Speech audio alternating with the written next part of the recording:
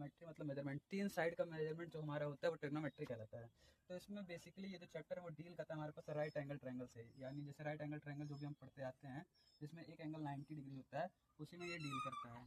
पहले right angle triangle के बारे में जान लो। इसमें एक एंगल जो होता है 90 डिग्री रहता है, बाकी ये दो एंगल का सम जो बचता है वो कितना होता है हमारा 90 डिग्री, यानी ये दोनों एंगल जो होंगे एक्यूट एंगल ही होंगे, यानी लेस देन 90।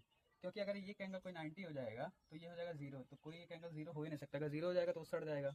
इसीलिए ये दो एंगल जो बाकी जो बचे हुए एंगल होते हैं वो एक्यूट एंगल होते हैं, और एक एंगल जो होता है वो होता है 90 डिग्री। एक एंगल 90 होता है, बाकी बचे हुए एंगल मान लो ये ए बी सी, अगर एंगल ए जो होगा वो भी एक्यूट होगा, कोई सा भी 90 से कम एक्यूट एंगल पता है ना, और एंगल सी भी जो होगा वो एक्यूट होगा, एक्यूट एंगल।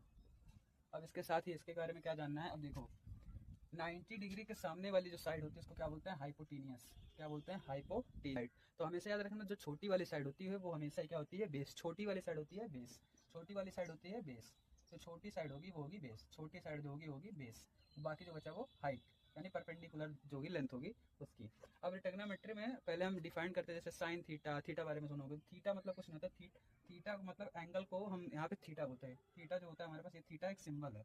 थीटा क्या है, एक सिंबल है, किसके लिए होता है, एंगल के लिए उपयोग होता है। किसके लिए, एंगल के लिए, मतलब एंगल के लिए थीटा वैल्यू उपयोग की जाती है। जैसे अल्फा सुने होंगे, बीटा सुने होंगे, ऐसे थीटा भी एक वैल्यू है, थीटा का उपयोग किया जाता है एंगल को डिनोट करने के लिए। अब जैसे तुम टेनस फिर होता है साइन कॉस थीटा को बेस अपॉन हाइपोटेनस, तो उसको समझने के लिए पहले तुम एंगल पहचानना सीखो कि कौन सा किसके लिए परपेंडिकुलर होगा और कौन सा किसके लिए वो होगा बेस। तो जैसे तुमको दे रहे थे, तुमको याद कर लो कि साइन थीटा बराबर वही होता है, याद कर लो, कोई ट्रिक नहीं होती, परपेंडिकुलर अपॉन हाइपोटेनस। साइन यहाँ पे थीटा, साइन थीटा बराबर परपेंडिकुलर अपन हाइपोटेनस। अब मान लो इसमें राइट एंगल ट्रायंगल है, ये हमेशा किसमें लगेगा, राइट एंगल ट्रायंगल में। राइट एंगल ट्रायंगल है ये तुम्हारा 90 डिग्री। अब इसमें कौन सा है जिसके लिए परपेंडिकुलर, ये भी परपेंडिकुलर हो सकता है, ये भी परपेंडिकुलर हो सकता है, तो उसके लिए कौन सा होगा, उसके लिए मान लो साइन थीटा डिफाइन होगा। तो थीटा वैल्यू ये है, मान लो ये एंगल होगा, अगर ये एंगल है तो हमेशा याद रखना एंगल के सामने वाली साइड इसकी क्या हो जाएगी, परपेंडिकुलर। क्या होगा, एंगल के सामने वाली साइड इसकी क्या हो जाएगी, परपेंडिकुलर।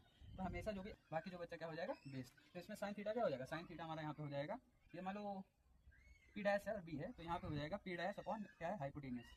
हमारे पास क्या हो जाएगा इसका, पी डैश अपॉन हाइपोटेनियस, इसका साइन थीटा बराबर। ऐसे ही सिमिलरली अगर तुम्हारा साइन थीटा क्या जगह कॉस थीटा पूछ लेता है, तो कॉस थीटा हमारे पास क्या होता है, कॉस थीटा बराबर होता है हमारे पास बेस अपॉन हाइपोटेनियस। क्या होता है, बेस अपॉन हाइपोटेनियस। और थीटा की वैल्यू में क्या लिखी है, यही थीटा दी है। और थीटा के साथ थीटा के सामने वाली साइड क्या हो जाएगी, परपेंडिकुलर। थीटा के सामने वाली साइड हमारे पास परपेंडिकुलर, और 90 डिग्री सामने वाली साइड हाइपोटेनियस। तो इसमें बचा क्या, बचा है हमारे पास एक साइड जो है बेस। तो इसमें क्या होता है, हमारा बेस अपॉन हाइपोटेनियस होता है, तो बेस यही है हमारे पास। तो बेस हमारे पास क्या है, यहाँ पे बी डैश, बी डैश हमारा बेस है, और यहाँ पे हो जाएगा एच, यानी कॉस थीटा हमारा हो जाएगा बी डैश अपॉन एच।